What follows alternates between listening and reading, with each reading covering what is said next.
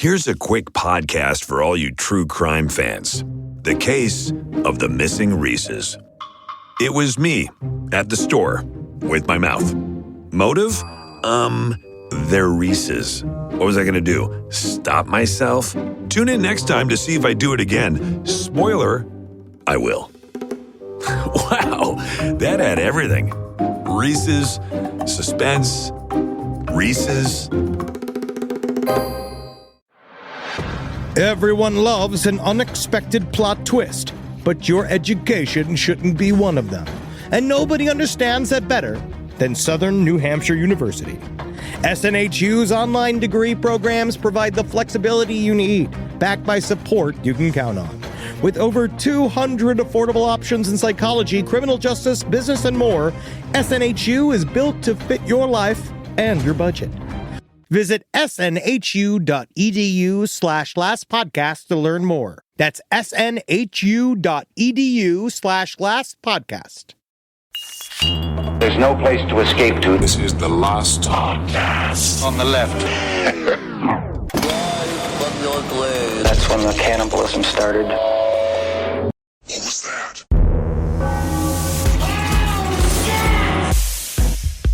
You ready for us? We're recording? I'm ready. Big day here, boys. Big day. Big day. Massive day. This is let's just say a victory. Yeah. This is a victory Yeah. for LPN. This is a victory for Last Podcast on the Left. Validation. We got him, the white unicorn. First of all, welcome to Last Podcast on the Left, ladies and gentlemen. My name is Marcus Parks. I'm here with Henry Zabrowski. Pink unicorn. The pink unicorn, Henry Zabrowski. Filled with shrimp. Yeah, and the hairy unicorn. I was going to say illiterate unicorn. Just your beard is looking quite nice. Have you been trimming? I have a person who trims. It looks great. Thank you. I appreciate it because I was worried it was looking bad, but now it gets another week like this. You really look good in that way. But the thing is, the guy who trims your beard definitely. It's a woman. Wow. But he makes you look like an Iranian lord. You know what I mean? I'll take that. Yep. Yeah. You do look like a lord of some kind. Hey, you want to get through the straight? You come talk to me. You all right? I'll get you through the straight. I'll get you through the game. Submarines. I got big old submarines filled with oil. All right, we're off topic here. We're off topic. The big topic that we have today is that, we interviewed Joe Hill, author Joe Hill, few months ago. Yeah. Fantastic man. It went so well. And we didn't really even say anything about his dad. Yeah, we said nothing about his dad. We were so cool during that interview. But it went so well that he came back and he brought his father, Stephen King, with him. That's right. He was like, I got my dad. You guys are talking about me and I got my dad here now. But then he did a whole thing. You'll see in the interview where he's like, my dad will beat you all up. Yeah. And Stephen King stood up and he was like, come here, you little F words. And he yelled that 5 or 6 times. You'll see. It's all there. It's all there. But this is our Father's Day special. It is. Yeah. Because in many ways, Stephen King raised us. He was definitely a big part of my childhood and a very big part of everything I've ever known about horror and novels. Yeah, he's one of the cultural voices of the 20th century. He's one of the guys who created the 20th century, culturally. Yeah, it's unbelievable. I watched a documentary called King in Movies, and I was like, oh, he's like shaped my thoughts completely. Oh, yeah. Yeah. I'm very excited for this, but let's just get to it. Let's just get to it. Yeah, because I finally got to ask him about shitters. And I just rewatched Christine and I was like, oh yeah, shitters. You should read it. They tone it down in the movie a lot. Oh, we asked him about it. I look at that book on my shelf all the time.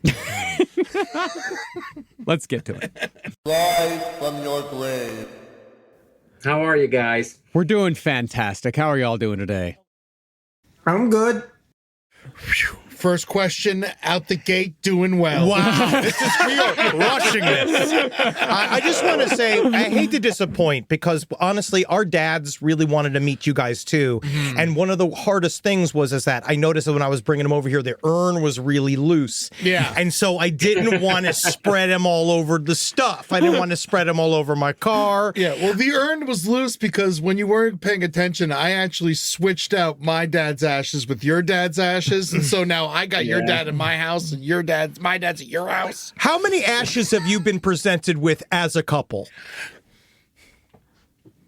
Oh, no one's given me their ashes yet. I have made an ash of myself once in a while. I was at a signing at a library in like Boise. This was years and years ago, and a guy came up to me. He was one of the last guys in line, sort of a decrepit old fella, and he said, I loved Heart-Shaped Box so much, and your dad's books have meant so much to me, and I just wanted to give you something to express that, how much those books meant to me. And he lifted up this leather bag. It looked like a doctor's bag, and I accepted. I said, thank you, and I opened it, and this stink just rolled out like there was, I don't know, like a rotten piece of meat in it or something like that, and a chemical odor as well. And I said, what is this? And he said, my dad embalmed people for 40 years, and that was his bag. That was the bag he did for his work. And I was like, boy, you shouldn't have. Thank you. Thank you so much. And I will say that I had him chuck it as soon as I left the thing. I'm not bringing a fucking bag like that on an airplane. No, you can't even bring it to the Hilton. You can. Yeah. It's always the last person in line when you're really tired and you just want to go back to your hotel and pee. Yeah. Just somebody that shows up with that. Yeah, Stephen, what was something that sticks out in your mind that a fan brought to you that you were just immediately revolted by? Well, it wasn't so much that, but I was at a place one time signing books, and this fat kid comes up to me and says, "Hey, kid, where's the Nazi books?" And so I took him to the Nazi books. But I'll tell you what, you just can't tell what people are going to do. Yeah. One guy came up to me and said, about Salem's Lot. He said, you ought to write a squeal in that Jenner. And I said, what are you talking about? He said, a sequel in that genre. One thing, speaking of grotesque gifts, disturbing gifts, John Wayne Gacy sent my dad some art back in the day from prison.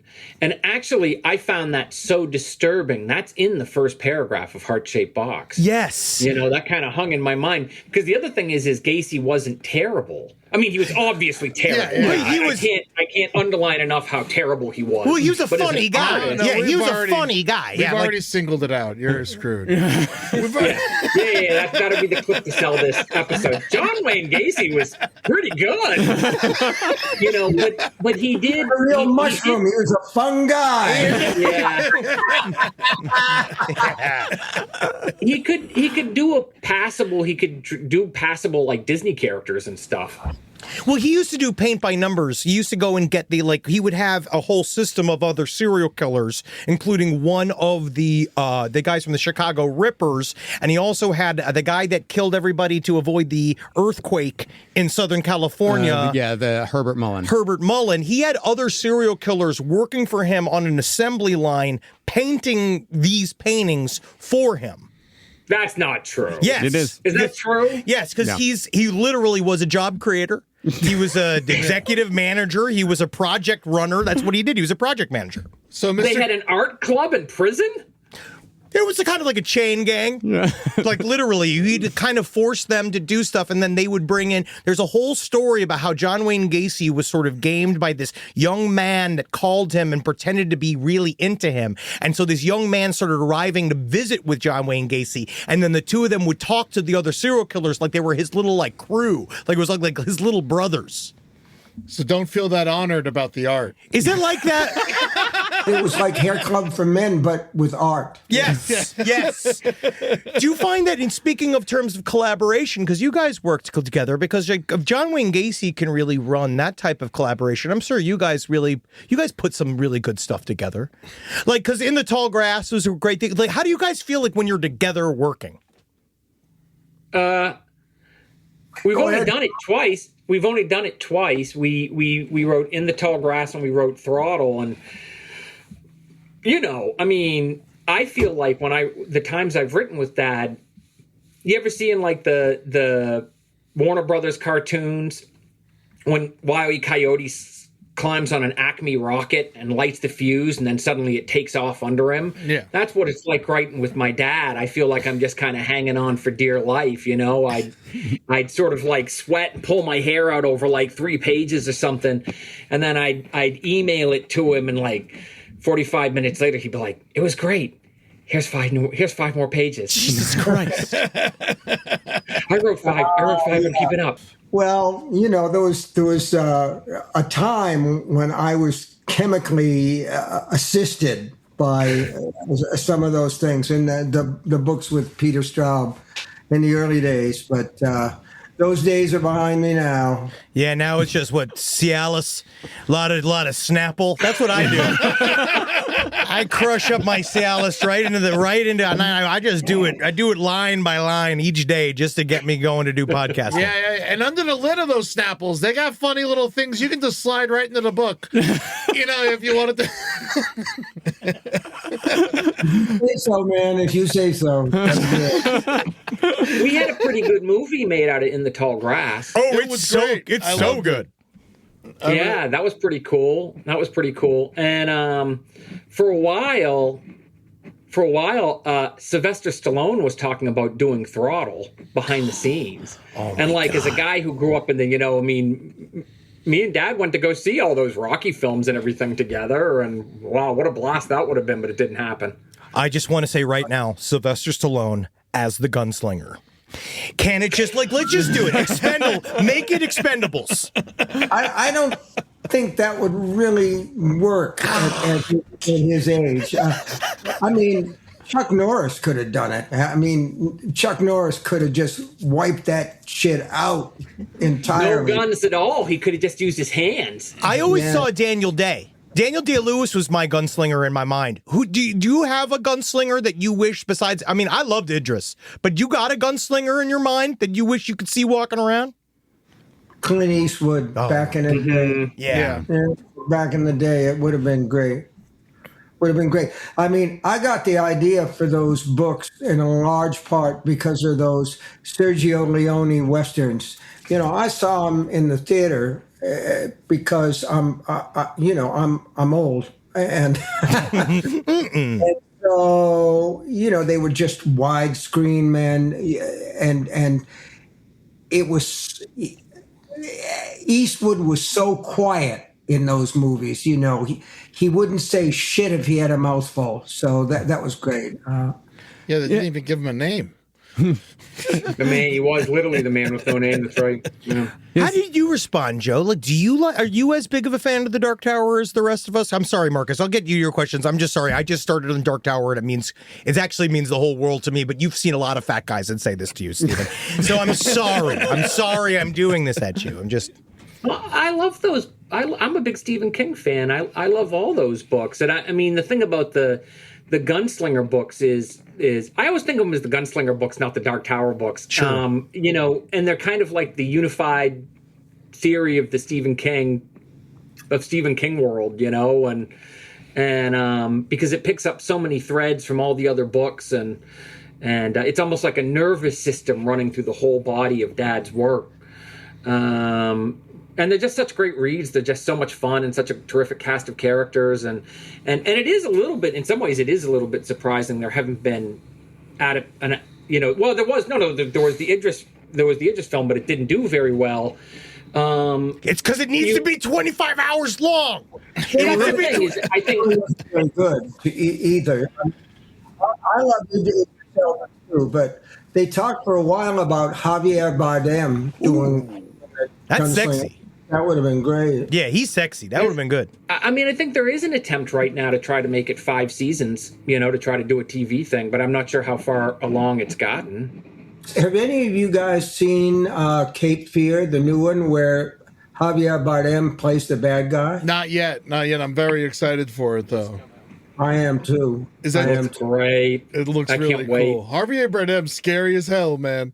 Well, Steven, earlier you mentioned that the spaghetti westerns were a big influence on the Dark Tower series. When you were writing all of those iconic works, how much inspiration did you take from other mediums and other genres for your own stories?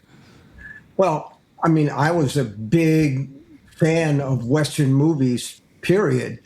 And I tried to get in a lot of the things that those books and movies were based on. The idea that the guy has to be alone and he has to be a hero. And although in the early books, Roland isn't very much of a hero, he's actually kind of a bad guy. Yeah. He is, and then he changes. Yeah, then there are other worlds than these. I think about this, and I'm so happy that you brought that back. I'm so happy you brought that back for the next book. I'm so excited, Mr. King. I'm gonna show up at your house. I'm sorry. I'm sorry, sir. Can I? Don't do that. No, I won't. I'm sorry. This podcast is brought to you by Squarespace. Squarespace is an all-in-one website platform that helps you stand out online. Yes, that's right. You don't have to smash your face with a hammer. You can just start a business. It's got everything you need on Squarespace, from securing your domain to building a professional site and showcasing your work all in one place. Let's say you want to show everybody how you can carve your ribs out of your lower abdomen so that you look more like a Ken doll. That's amazing. You can bring your vision to life with AI-powered design or curated templates, plus flexible editing tools that helps you create something that truly reflects your style, especially if you are somebody that is trying to corrupt the young men of America. That's what Squarespace is really going to help you. Squarespace makes it easy. It makes it easy for you to put all that together, and you just go to Squarespace and do it all. Thanks, Braden. Head to squarespace.com/left for a free trial. And when you're ready to launch, use offer code LEFT to save 10% off your first purchase of a website or domain. Summer means freedom. And for adults, summer means work next to freedom. But thanks to Mint Mobile's summer sale, it can almost feel like the work is playtime for the adults. Right now, all of Mint's plans are $15 per month, even unlimited. Free yourself from big wireless and switch to Mint Mobile for high-speed data and coverage on the T-Mobile 5G network. It's so well connected, I could call from anywhere. Deep from well within my bunker, where my AI-fueled robots slowly but surely toil for me, but I know for a fact I'm saving money on my phone plan. Or up above, where I'm training all of my giant Amazon female warriors who will fight in bulletproof mesh. Also, honestly, Mint Mobile's really cheap, and it's really reliable, so you should use it. To get your new wireless plan for just $15 a month, go to mintmobile.com/LPOTL. That's mintmobile.com/LPOTL. Cut your wireless bill to $15 a month at mintmobile.com/LPOTL. That's it. There's no catch. Upfront payment of $45 per 3 months, $90 for 6 months, or $180 for 12 months. Plan required, $15 per month equivalent. Taxes and fees extra. Initial plan term only. Greater than 50 gigabytes may slow when network is busy. Includes up to 20 gigabyte hotspot. Capable device required. Availability, speed, and coverage varies. See mintmobile.com. If I think about where we were 20 years ago, and I think what we would use to protect our space, it would mostly involve bayonets, weed whackers, and assorted diesel-fueled dune buggies that we'd use to spread pollution so thick it kept the other improv comedians from stealing our material. But now, SimpliSafe has made all that so much easier. Using SimpliSafe here at the office has revolutionized our ability to use diesel-powered dune buggies for good, and not for chaos. Think about what your home security system does as an intruder approaches your house. Sits, waits. Not much. Just waits until the window breaks, and then it goes, oh no. But then you get some kind of alarm and a notification. What if the whole point was to stop the chain events before it even happened? Unlike traditional security systems that'll only alert you after a break-in is already underway, SimpliSafe is designed to help stop intruders before they get inside. It goes into their mind. It makes them think of why they're doing this. I remember when we didn't have real security and all the podcasters were outside begging for our takes. begging and scratching like a bunch of weasels. Now I can see them 25 feet away, and I can spray them with fire extinguisher liquid and stink gas. Not that it would make them smell any worse than they already did. Simply Safe helps me lord over them all. Simply Safe has been protecting your world for 20 years. Celebrate their anniversary with us and save 60% on your new Simply Safe system at simplysafe.com/LPOTL. That's 60% off at simplysafe.com/LPOTL. Plus, when you order, write in our show name in the How'd You Hear About Us survey in order to let them know we sent you. Don't forget, there's no safe like Simply Safe. Rise from your grave.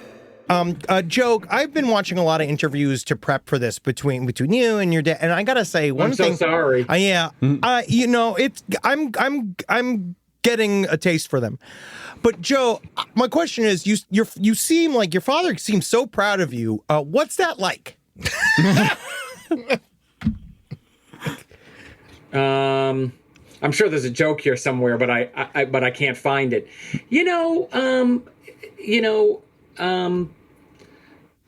Just pretend I'm not here, Joe. Yeah. I know, right? I mean, I hardly know how to talk about it. I have a great relationship with my dad. We love a lot of the same things.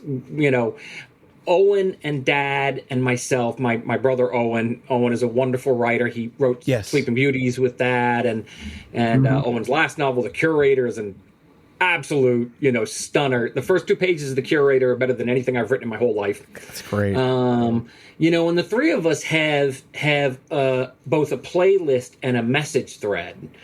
And we talk to each other every day, and mostly what we talk about is rock and roll, and sometimes what we're watching on TV, and Bob Dylan, and Meatloaf. We talk about Meatloaf a lot. We talk about meat a lot. We really did. And because Owen loves Meatloaf. One time, Meat and Jim Steinman showed up at some place where I was shooting a commercial or something like that, and they were wearing these white gloves, man, like Disney characters, and now they're both dead, but I didn't have anything to do with that. The white glove should have been a sign of the afterlife. It should have been, yeah. Well, Joe, you say that you and your dad love a lot of the same things. Did you have to watch The Shining at a friend's house or something, or could you watch that at home? Dad took me to a screening of it before the film was theatrically released, like a day or two before, or maybe it was the premiere night when it opened in Bangor. And I was just like 6 or something. And when I came out, I was gripping his hand and I said, I know, but it was the 70s. It was different. I know. No, we're the same. We're all the same. I mean, and when I came out, I said, who wrote all the great dialogue? And my dad said, me. And I just thought that thought had never crossed my mind. That was kind of like this unbelievable realization, that my dad was a guy who invented fictional people and then put them into terrible situations and stuff. Somehow I hadn't really realized his connection to that material. Yeah. We also watched Salem's Lot together when I was way too young. What? The kid out the window. The Salem's Lot, yeah. But, Joe played a part in Creepshow. He was the little kid who stuck pins into the doll. And his father was kind of an abuser and beat him up. It wasn't on the screen, but it was off screen. So that when he shows up, they had done makeup so that there were a couple of bruises on his face. And one night, the shooting wrapped late, and Joe said, could we get a hamburger? Could we drive through McDonald's? And so we drove through McDonald's, and here's this little kid that's up at 11 o'clock at night, and got all these bruises all over his face. And the lady in the drive-thru called the cops.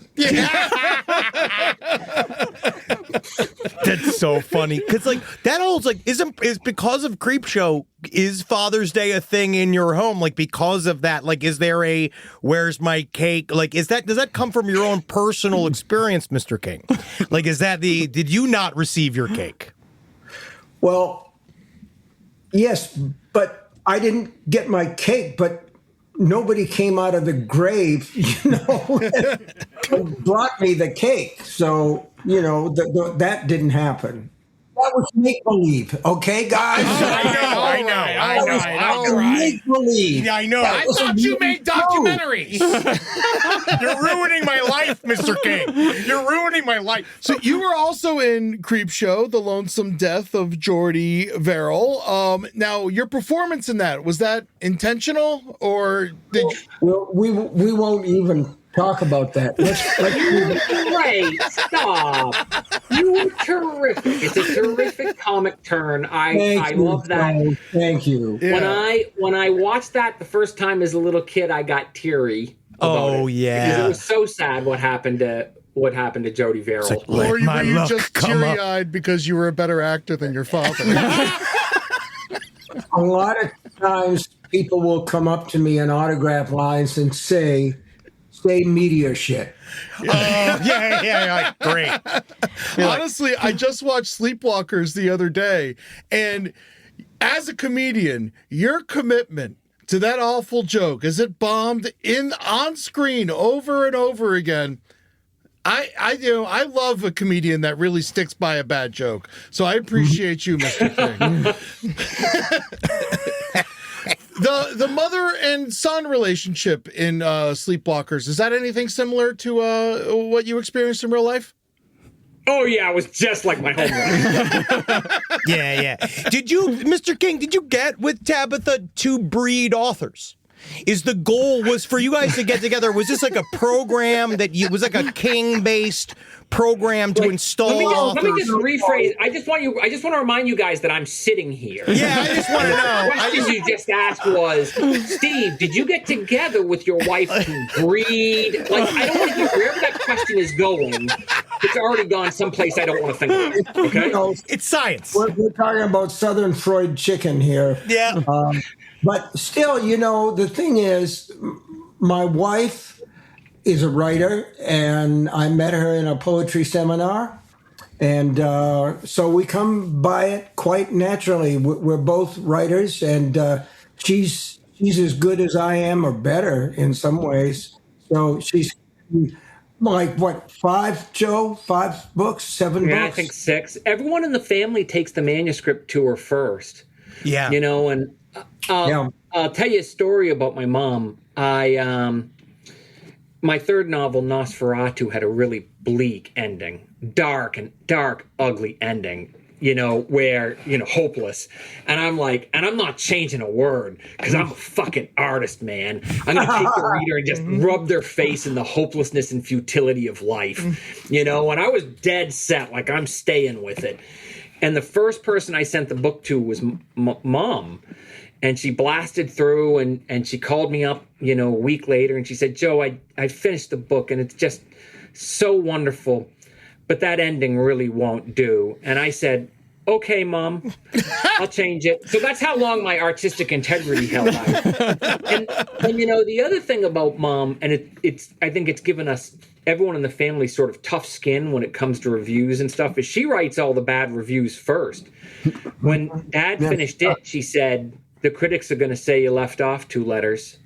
and when he finished Insomnia, she said, oh, I can see the reviews already. Stephen King's Insomnia cures it.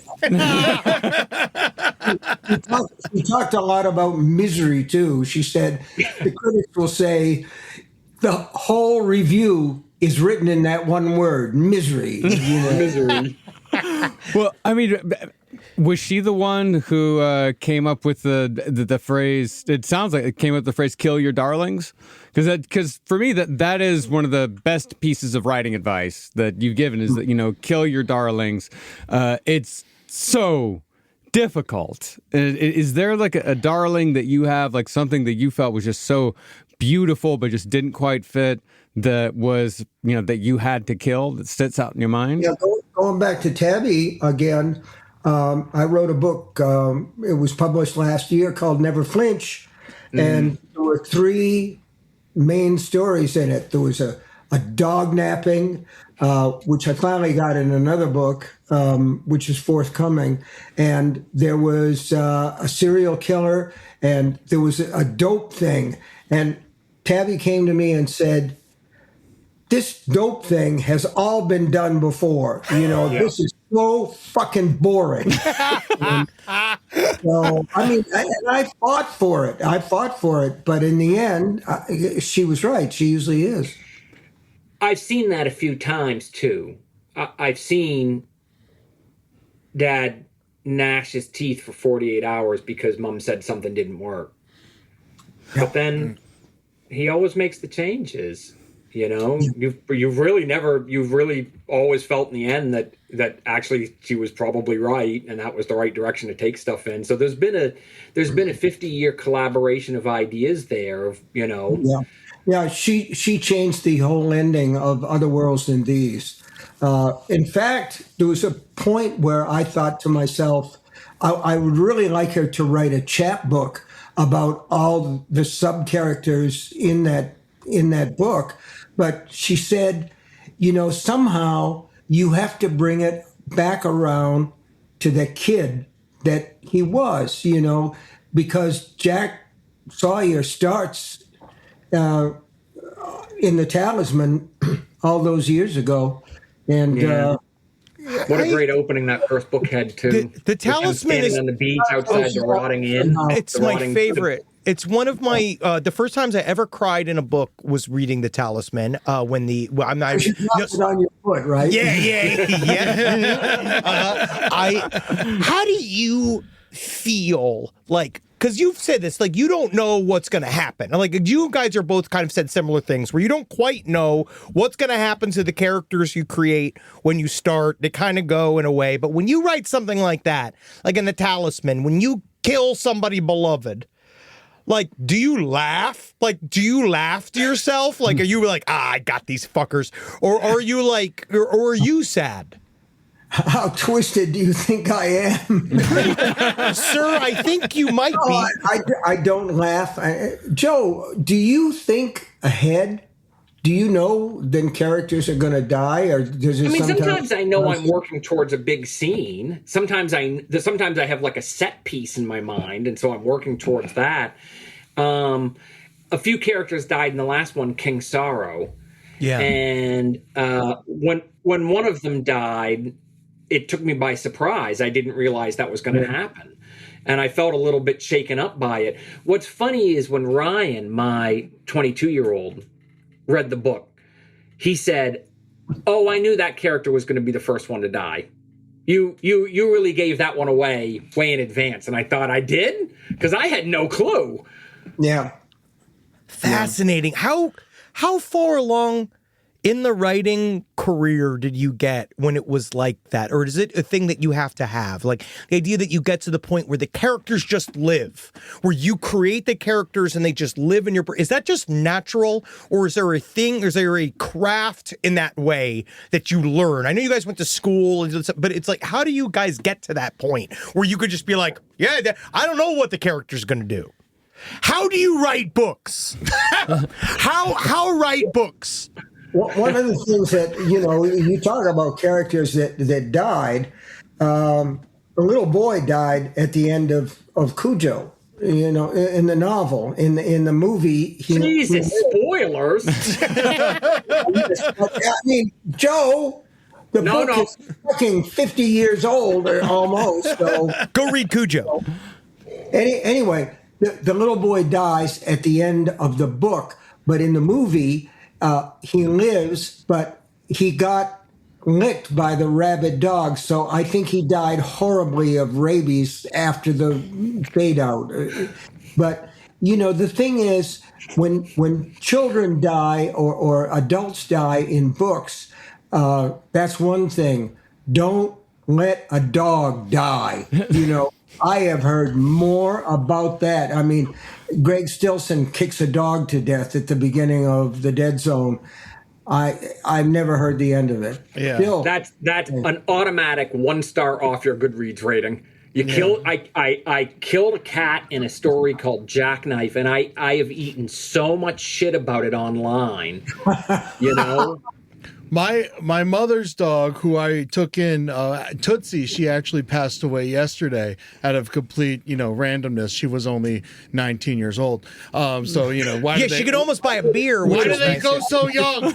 But we did a wonderful thing with her. We took her up and we put her up. We brought her body up a hill, and then we put her in the ground, and there was a beautiful rock structure on the ground. It was like it was just gorgeous. And then we were putting her in the ground, and it was thin soil. It was sour, and so I'm hoping when I get home, she'll be there waiting for me. the Pet Cemetery, yes. Go down that road. Line sour. See, I don't think that's better. Is that your Judd? I'm sorry. Was that your Judd Crandall? Sometimes that's better. I hope that your routine doesn't depend on the quality of your impersonation. No, he was good at it. He was great. Unbelievable. He's the best. Yeah. But I have to ask about Pet Cemetery because, like you, I am a massive Ramones fan, massive Ramones fan. And, and the story goes that it's been told that, you invited them over to your house when, before Pet Cemetery was being made, and Dee Dee Ramone took a copy of Pet Cemetery, disappeared for an hour, and came back with the song fully written. Did it actually happen that way? No. Okay. Great.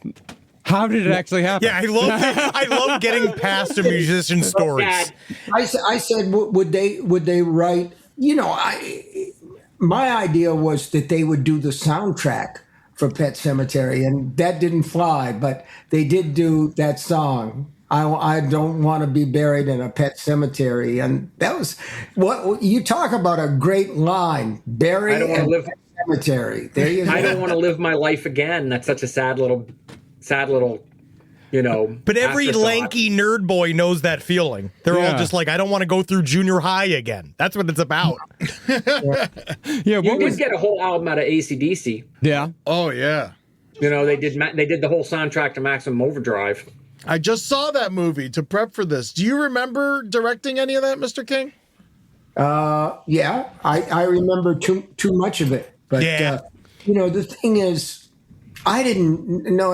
Dino said, "Hey, Steven," this is Dino De Laurentiis. He said, "Hey, Steven, I think what we want to do is make a movie, and you're going to direct it." Well, I'd never done anything before. I hadn't been in film school or anything. I learned as I went along. I could actually do a pretty good job the next time, but. It was a blast, I have to say. Well, I also feel a lot of it's because you have such a deep understanding of movies, because you guys were both big media heads. You guys watch a lot of movies. When you guys are writing novels versus are screenplays easier than a novel? Or is it because sometimes you're retrofitting from one of your other previous works? What's the hardest thing that you do? What's the thing besides getting up in the goddamn morning that's hard? Well, going to the dentist, I think. Probably, or probably having a proctological exam. But those are, No, is it easier to write scripts or books? Which one is? Books. I'd want to write books any day of the week over writing screenplays, but I do write screenplays because that's how I get my health care. So I try to write at least one script every year. But you've done a lot more in that space. You've written whole TV shows, not just like the pilot or something, but literally every episode. I think you wrote every episode of Golden Years. You wrote every episode of Lacey's Story. You wrote every episode of Storm of the Century. But does it suck to go from being able to be lord and creator in your own world of writing a novel to having to go talk to a bunch of suits in a building and trying to tell them what your ideas are? Do you just not care? Or are they just whatever you want, Mr. King? No, it isn't that way, really. But what I do, because I have this wonderful cushion that I don't have to write for the rent every month. And that's a big fucking deal, as you guys probably know. Yeah. The thing is, I can write a script on spec, and sometimes it works and sometimes it doesn't. I did a series of scripts for a show called Storm of the Century. Yeah. And that's my favorite one, really. That really turned out well. And because I had a good relationship with director, Well, it's also I'm glad to hear that the OnlyFans is really working out for you guys, and that is really paying the bills. And I think that's really great for you guys. It's regular. I've noticed that you have the same director do your stories, like your multiple movies. Is there a certain director you think that understands your stories better than anyone else? Mike Flanagan. Yeah. Life of Chuck was awesome. Good. He's good, but who's the other guy? I want to say he's got like a name like Jack Holden or something, or like maybe he directed The Hitcher. You're talking about Jack... Jack Bender. Jack Bender. It was Jack Bender. Thank you. You just saved us. Yes. He's great. He's done a lot of your stuff bad. Jack Bender is terrific, and he's somebody who can do things that are just wonderful on a low budget and short time, and he's fantastic at both of those things. And it doesn't look phoned in. That's great. Last Podcast on the Left is excited to collaborate with Audible. Audible has a massive range of ad-free crime fiction, nonfiction, and true crime podcasts. There's so many things you could do while you're listening to an audiobook. You can clean up your own personal crime scene. And that's easy to do, and you can learn it all from books. Some people also listen to audiobooks to go to sleep. But you could check out podcasts like This American Life, titles from true crime greats like Michael Connelly and Agatha Christie, and Audible originals like Dr. Death, The Cowboy. You can find whatever you're looking for on Audible. Plus, you can multitask while you do it. Find your next mystery on Audible. Audible. Stories that speak to you. New members can start listening with a 30-day free trial at audible.com/left.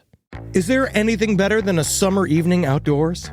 Enjoy your space to the fullest with new greenery from Fast Growing Trees. I love a big, thick bush. Fast Growing Trees is America's largest, most trusted online nursery, and they can send me a big, thick bush any time of the day. It arrives at work. It arrives at my car. I can pinpoint on a Google map where it is. Send me a big, thick, brown bush. And they send it immediately when they have it, because sometimes the shaver comes to town. I remember one time I ordered a cherry wood tree from Fast Growing Trees. And my God, I couldn't cut it down, no matter what my father told me to do. I had to lie to him about it. And next thing you know, I became the first president of the United States of America. And even you can become the first president of the United States of America with Fast Growing Trees. Right now, get up to half off select summer planting essentials, plus get an additional 20% off your first purchase with code LEFT at checkout. That's an additional 20% off at fastgrowingtrees.com with code LEFT at checkout. Offer is valid for a limited time only. Terms and conditions apply.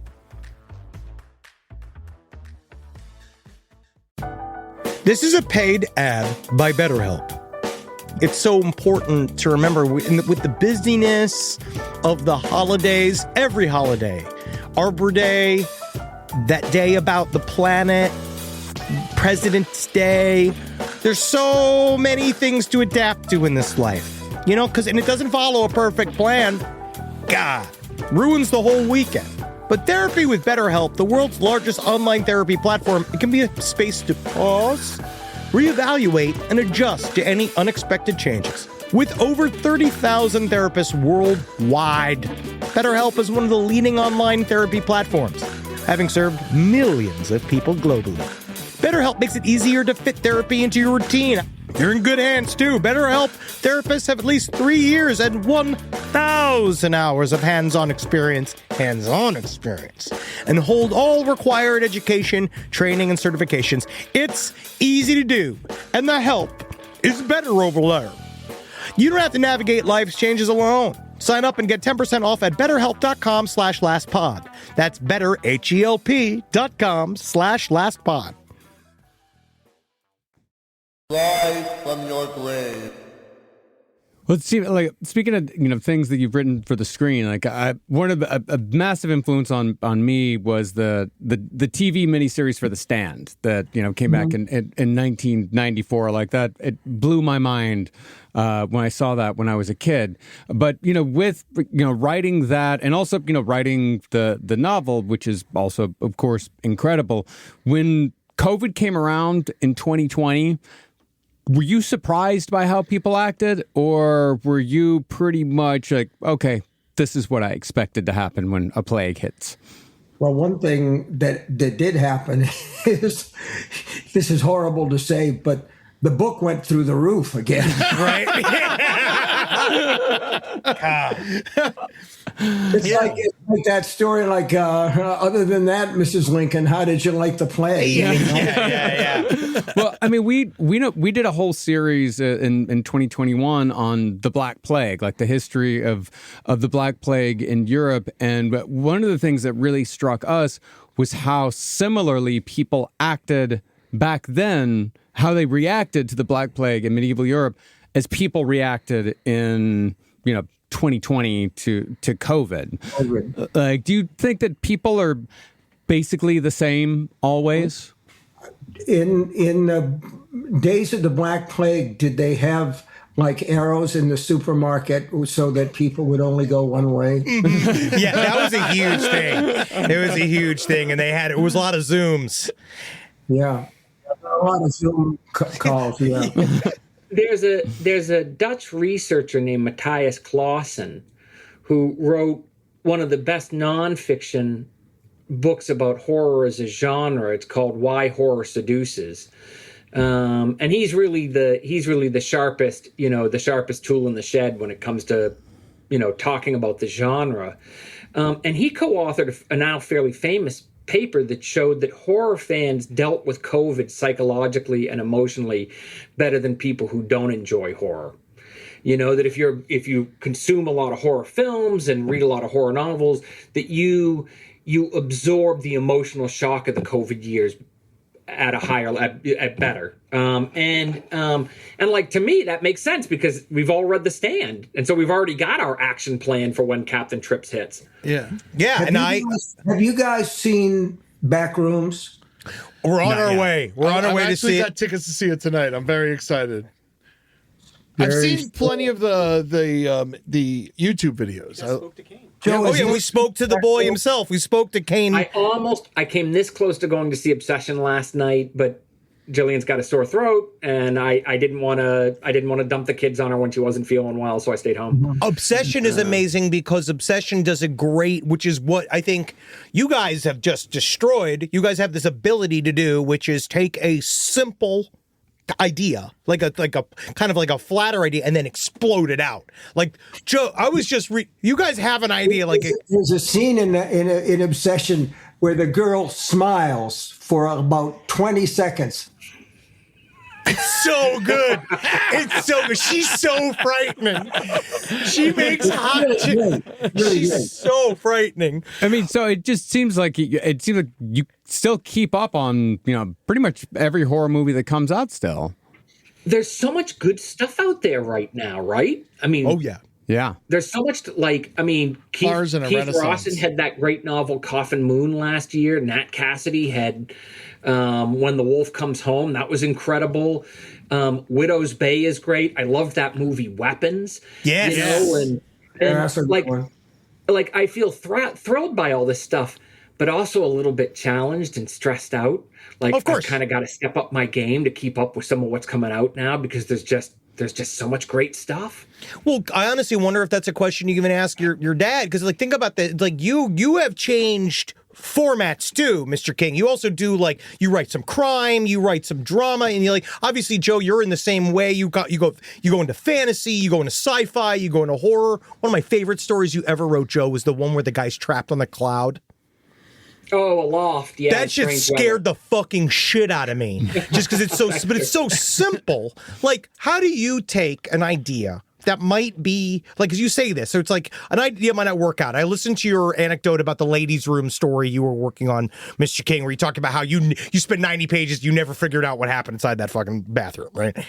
When does the idea tip? How do you know when the idea is going to tip to become a novel versus I've just spent 100 pages doing nothing? Joe?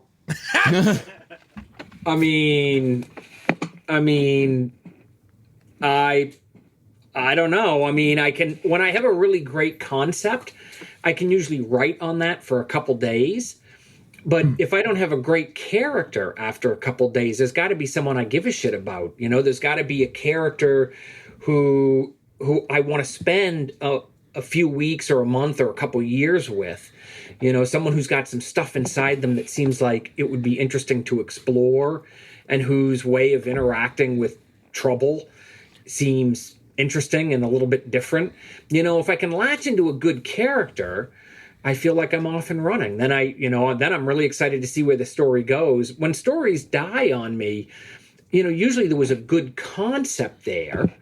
It had a clever hook, but I just couldn't find anyone interesting to write about. It didn't seem to, you know, I don't know. What about you, Dad? I mean, you know, I start with an idea, something that's interesting to me. Sometimes it's just an image, but it has to connect with something else. I mean, it's like an engine without a transmission. It's got to be two parts. You know, it's got to be an idea, and then it's got to be some nuts and bolts that connect it all together. And then, man, I just go, and I hope that everything's going to turn out pretty good in the end. You know, it's like shooting off an intercontinental ballistic missile. If the warhead is big enough, it doesn't matter if you really hit exactly the spot. Yeah. Because everything blows up in the end. So I just try to do the best I can. And you know, you got to try to be honest with the characters, and you can't bullshit, you know, like say, oh, guess what? It was all a dream. I hate that. I hate it. Shit doesn't work. You know, like the other thing, though, is like Dad's first drafts are so clean. You know, I came across something. I was cleaning out the basement. I came across an old Entertainment Weekly where he had written a book review for Entertainment Weekly, but he had written it. He was in New York at the time. And he wrote the review on a ruled yellow legal pad, longhand, and then had it sent over to the Entertainment Weekly offices by courier. And Entertainment Weekly was so shocked to receive the manuscript that way that they actually printed the review, but they also printed a scan of his copy. That was the days before email. Yeah. I hear the wagon wheels. There's no strikeouts.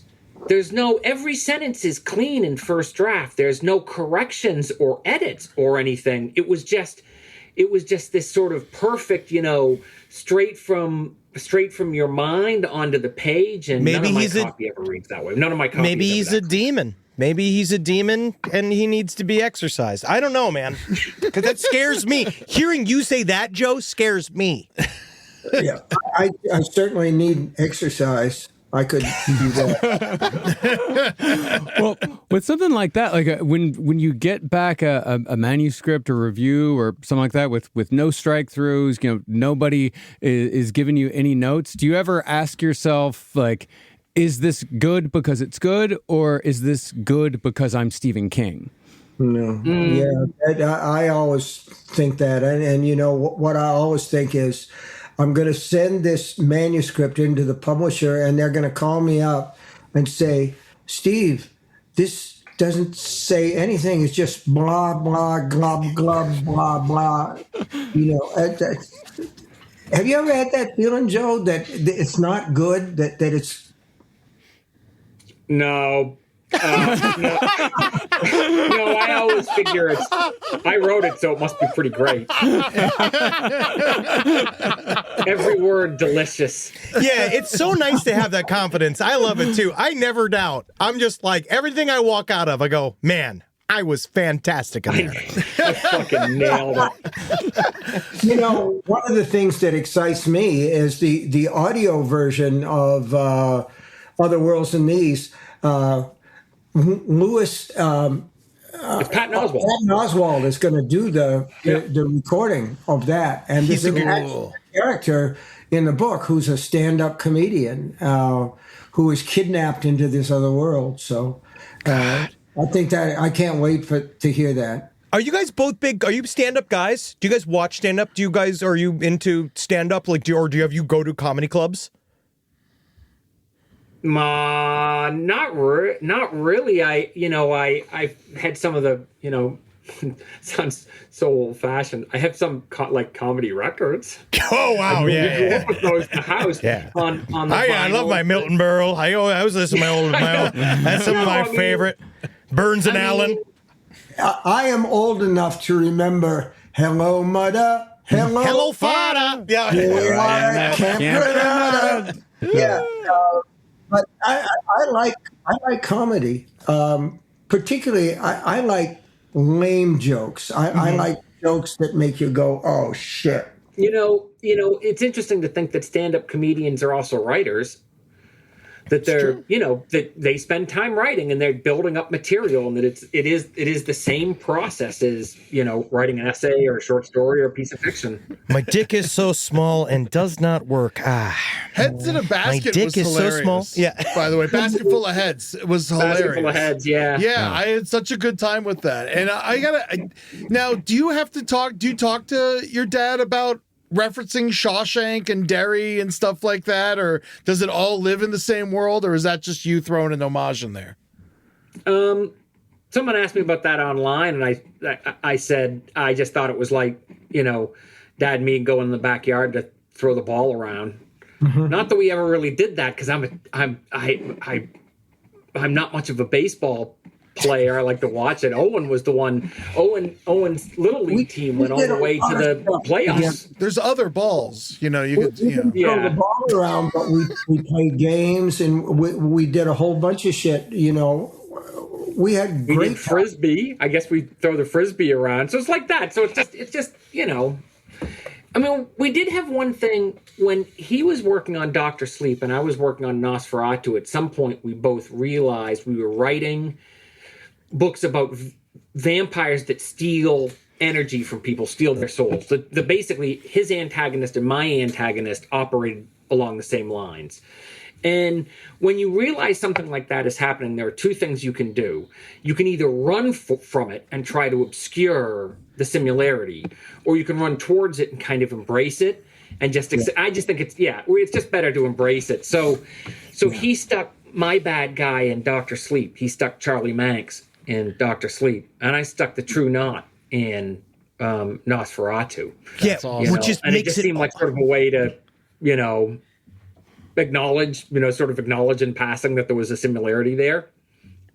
Yeah, was there like one horrible person that both of you met at the same time that made you think like I need to write something about energy vampires? There was an editor or a publisher? Or... I don't know, but I remarried in 2018 and my wife and I had twins, and around about that time, Dad wrote a story about a haunted pram.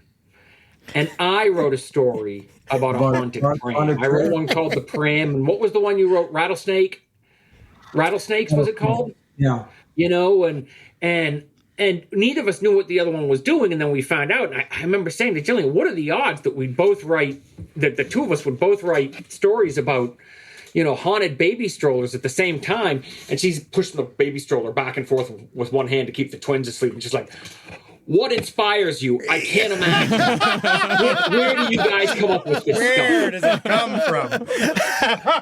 How scared are you two of cars? What is the deal? Yeah, what you guys both, that is the truth. In your work, there's a lot of scary cars, a lot of haunted cars, Trucks. evil cars. The cars are part of our lives. They're just everywhere, and that if you're going to get into an accident, a serious accident, it's probably going to be in a car. Yeah. Of course, I didn't have an accident while driving a car. I just had an accident while I was walking along the road, and I got hit by a car. Yeah. So, but This was all before that. The cars were there before. Yeah, cars are a part of our lives, so that's it. I want somebody to do a good story about a good haunted GPS story. Haunted GPS story. Think about that, guys. Oh yeah, it just keeps leading you to John Wayne Gacy's house. Yes. Honestly, it's not a bad idea. It's obviously it's because it comes from Mr. Stephen King. That is pretty good, guys. That is pretty good. Every time, you program the GPS and you think it's taking you one place, but it keeps taking you back to the same place, and it's someplace you didn't want to go. There's something interesting there. That's not sure. bad. Keep working on that. Yeah, you guys keep working on that one. I like writing about cars because it's like a shortcut to letting you know something about the character. Yeah. Because when you think about it, the biggest purchase a lot of people make in their lives is their automobile, after and it's such a reflection of, the things you think are cool or will make you look cool or will meet a set of objectives. Cars are personalities, right, Joe? Yeah, absolutely. Absolutely. Yeah. I mean, that was the whole thing with Christine. The car makes the man, and I loved Christine, but for some reason I became obsessed for some reason with the insult shitters that was used. And I have to ask, man, like shitters. What's up with shitters? Because I like You're so good at coining a curse word. I do. I remember the best line in that movie was the guy says, "I'm going to sell this shithole and buy a condo." I love that. That was Carpenter's line. God, so good. Hey, question. All right, now in Full Dark No Stars, the story 1922, you wrote about Mr. King, about a father and son hiding the body of. How long are you going to call me Mr. King? Mr. King, Mr. Steven, Stevie baby, Mr. Steven, hey, Mr. Steven. Is that something that you guys want to do? Do you guys bury a want body together? Yeah, is that something that you've ever thought? Like, have you really thought about putting your strengths towards crime? I'd be scared to go to jail. No, I get it all out in my imagination. Yeah. Yeah. You don't think you'd do well in jail? For a guy, I have to tell you, for a guy who writes fiction for a living too, I'm a terrible liar. I think I just confess whatever it was. I wouldn't be able to get away with it. I just blab everything the first time a police officer looked at me sideways. So yeah, no, it's a shame. Best to leave the murders on the page. I understand. Likely story. Yeah, I've heard that before 1,000 times. You guys are also creators, because this is a part of why we had this, and I want to say thank you guys an incredible amount for doing this with us. Part of this was because it's Father's Day, right? Father's Day is coming up. And you have created some of the scariest fathers that have ever existed, right? You guys have both together created some very scary fathers. Who is your favorite father figure in media? Like, if there's a dad, like, you'll either look up to a dad or you don't want to be that guy. I said to my dad once when I was a young dad, I said, I just wanted to be like Gregory Peck playing Atticus Finch in To Kill a Mockingbird, and I'm just so not able to rise to that level. And Dad seemed very perplexed by that, and he said, "Joe, Gregory Peck had a script."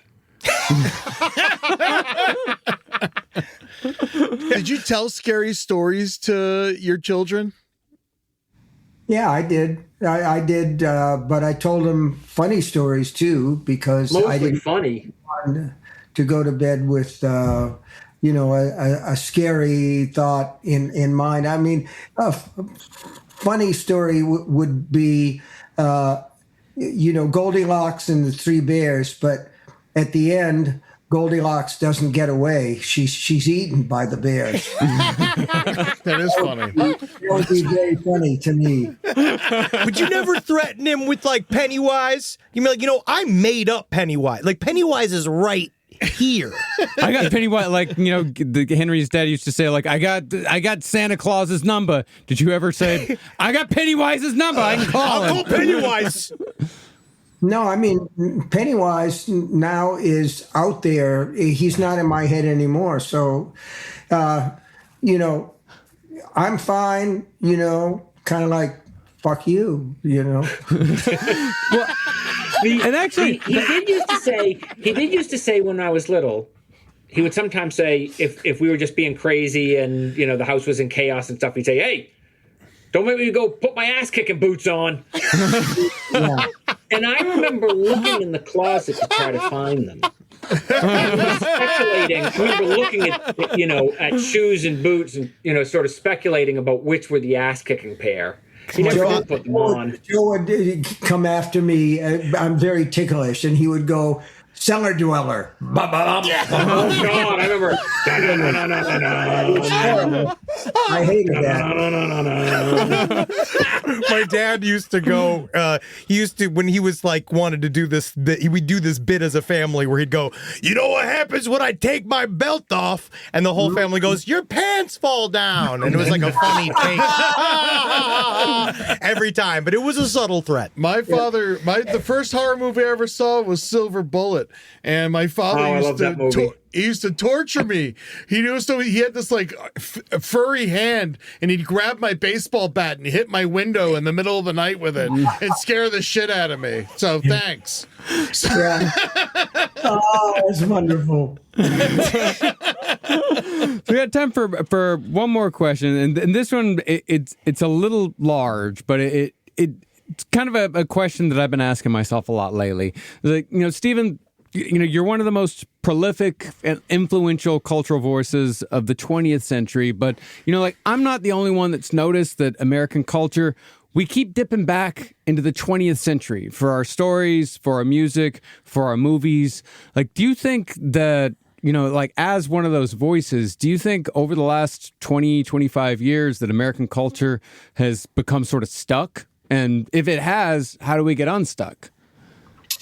Man, I don't really know, because it's even like we have this thread, me and my two boys, and a lot of them are about music, for instance, music and movies and TV, all the cultural things that are, kind of like pop culture. Yeah. And I don't follow a lot of what they say, because I kind of like have lost the beat in some ways. And I don't want to be one of those people who gets into their mid or late 70s and say, well, I'm hip. It's like, like Donald Trump when he tries to dance, oh, fuck, don't do that. I love seeing you dance, though. It is, I've never seen you move like that. It's great to see it. Well, there you go. But I don't think that we're culturally stuck. We were just talking about, and especially in the genre of horror, we just had Backrooms and Obsession open up, to enormous, and they're new and they're being directed by 20-somethings, and and there's there are all these terrific. There's been just an avalanche of great books in the genre written at a really high level. Well, but that opens up another interesting question. Is that like I do agree that like horror is across media is where like all the best comic books coming out right now. Horror, the best movies, the best TV. Like it's all like horror seems to be the one thing that's doing new stuff. Why is it that it seems like the 21st century has chosen horror? Because it's a scary time to be alive. I think, in a lot of ways, because the media, to get clicks, you want to get something that's really horrible. Joe, do you agree? I mean, Yeah, I mean, it's like in the 50s when there were all those great horror movies about nuclear war, about like giant ants being created by, the nuclear test blasts and stuff like that. People have these feelings.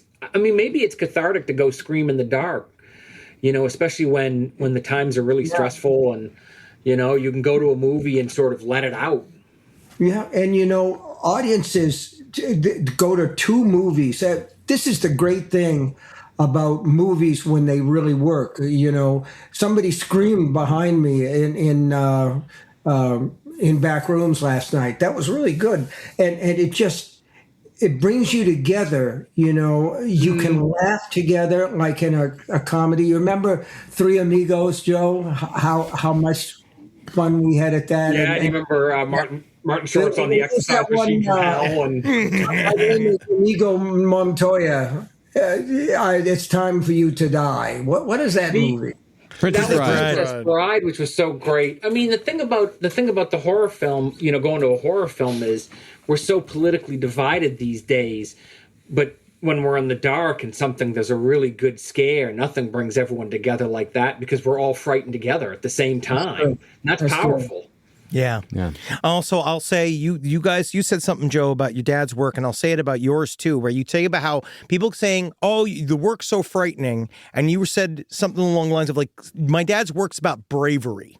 It's about standing up to things despite insurmountable challenges." And I actually think that what we're finding ourselves now is almost like we sci-fi'd our way in 80s dystopia sci-fi.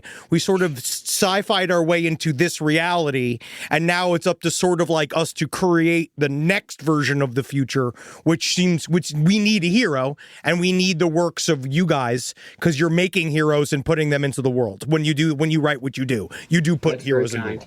That's a beautiful thing. Yeah, you said it well. So thank you. Yeah, thank y'all.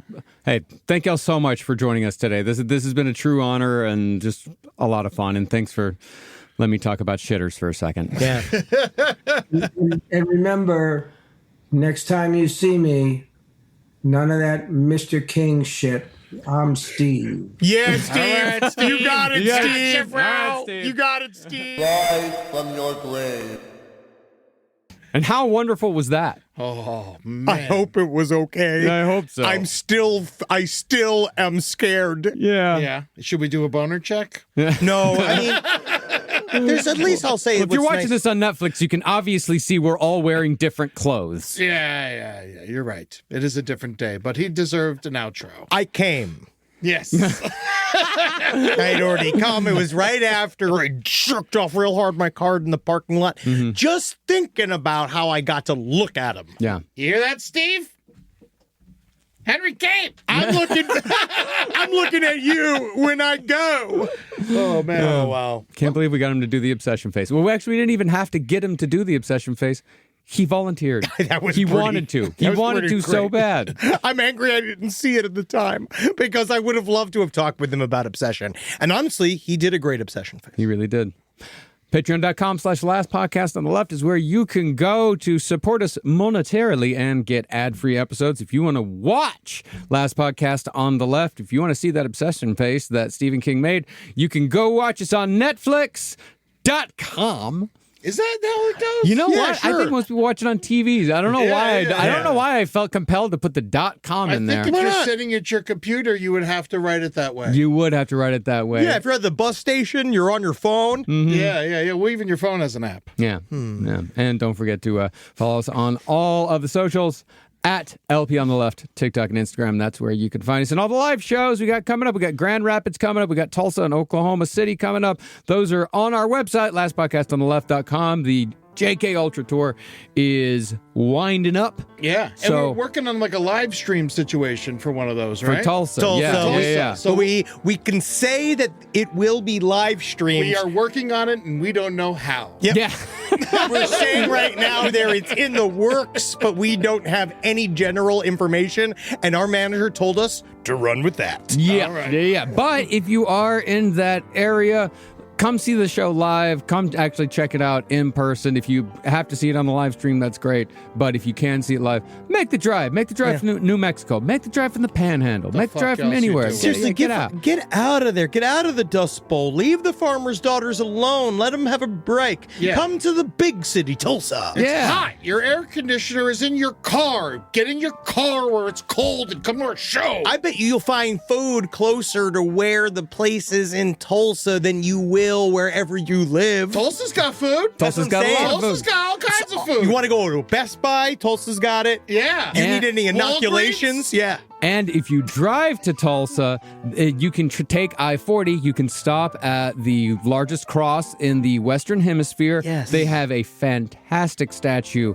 of Jesus holding an aborted baby. Wow, that is nice. And How do you like- just have to find the largest man to nail to it? And they have a replica of Jesus' tomb that you can go and sit in. Oh, I want to go. You How do just you like? wake up screaming. How do you like your aborted baby? I like mine sunny side up. Oh, see, I like mine rare, as in I don't like them around. Whoa, in the toilet. I like mine bronzed. Permanent. It's bad on your teeth, but it's delicious. Well, enjoy. I hope you enjoyed our interview with Stephen King. Thank you. Bye. Game day always tastes like a win with crave-worthy seafood from Gorton's. From beer-battered fish to coconut shrimp to new taco tenders, Gorton's has been making seafood worth celebrating for over 175 years. Straight from the freezer to the air fryer or oven, it's the easy and reliable way to keep everyone fed without missing a minute of the action. Because when the snacks are this good, everybody wins. Visit Gortons.com to find more restaurant-quality recipes. What happens when the person you trust most betrays you? Shohei and Ippei were one of the most famous bromances in professional sports. They were seen together nearly all the time, labeled best friends, until it all fell apart. It's a story you might have heard about, but turns out what was reported in the news was just the beginning. I'm Ippei Mizuhara, and you do have permission to record me.